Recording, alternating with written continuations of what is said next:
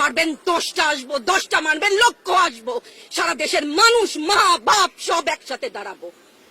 আরো বলেন না আমি হিজাব পরি, বলেন আমি হচ্ছে গে জঙ্গি, আরো বলেন না যারাই প্রতিবাদ করছে জঙ্গি। হ্যাঁ, 71-এর সময়ের জঙ্গি এক যদি চেহারা অমন হয়, 24-এর জঙ্গির চেহারা এরকম হবে। তাহলে ওদের সন্তানকে মানুষ করার জন্য আমাদের কাছে শিক্ষকদের কাছে পাঠিয়েছিল, কি জবাব দিব?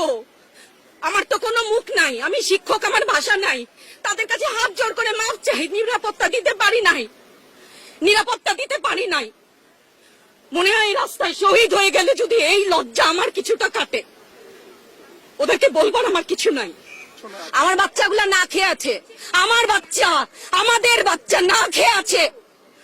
আপনাদের ঘরে নাই? এই পুলিশ ভাইদেরকে বলি, এদের বাপ মা নাই, এদের আত্মীয় স্বজন নাই, এদেরকে কেউ বলে না যে তোমরা কি করছো? এদের সন্তান পেছনে নাই? এদের সন্তানদেরকে, এদেরকেও তো আমরা বড় করেছি, এদেরকেও তো আমরা শিক্ষা দিয়েছি। চালানগুলি আমাদের উপরে।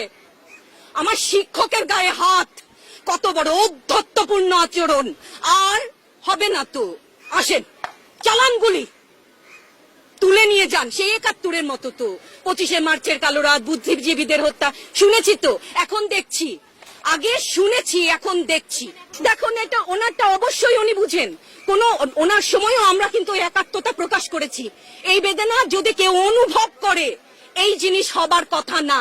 উনি যদি সত্যিই বুঝতেন, মুগ্ধের মা, অন্য যতগুলা শিশু থেকে শুরু করে, শিক্ষার্থী থেকে শুরু করে, মরে গেলেই বেদনা বুঝবে। আমার 6টা সন্তান যে ওখানে অনশনে আছে, তাদেরটা কে বুঝবে? বুলেট আপনি দেখেছেন, বাবা মায়ের আর্তনাদ, অভিশাপ, আসমান কাঁপে। আপনাদের কাঁপে না? তার কাঁপে না? অভিশাপের ভয় হয় না? বুকগুলা যাত্রা হয়ে গেছে আমার সন্তানদের। রাবার বুলেট বলবেন, কি বলবেন? এগুলা অস্ত্রের মুখে দাঁড়িয়ে আছে, আমাদের পয়সায় কেনা বুলেটে আমাদের সন্তানদের আপনারা বুলেট ছুটছেন। আর কত, আর কত?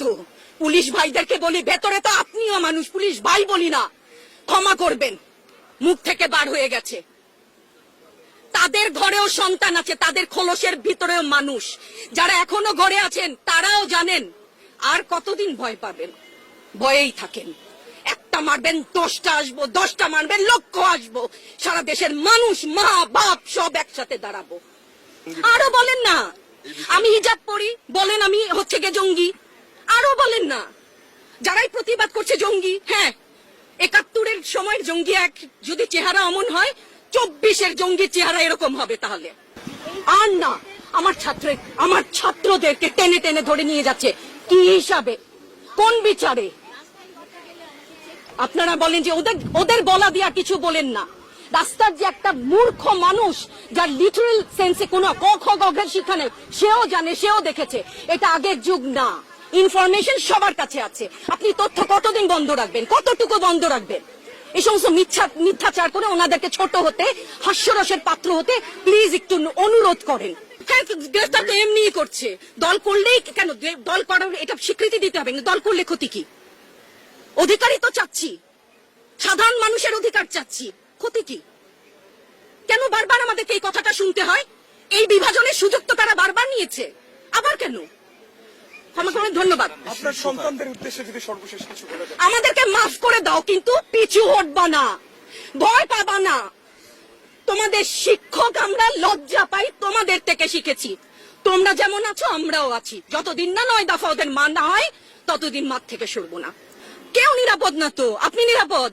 সংবাদ কর্মী, আপনি কি আত্মসম্মান বিসর্জন দিয়ে বিভিন্ন নিউজ, লেবুর বাম্পার ফলন নিউজ করতে হচ্ছে না? আপনারও লজ্জা লাগছে না?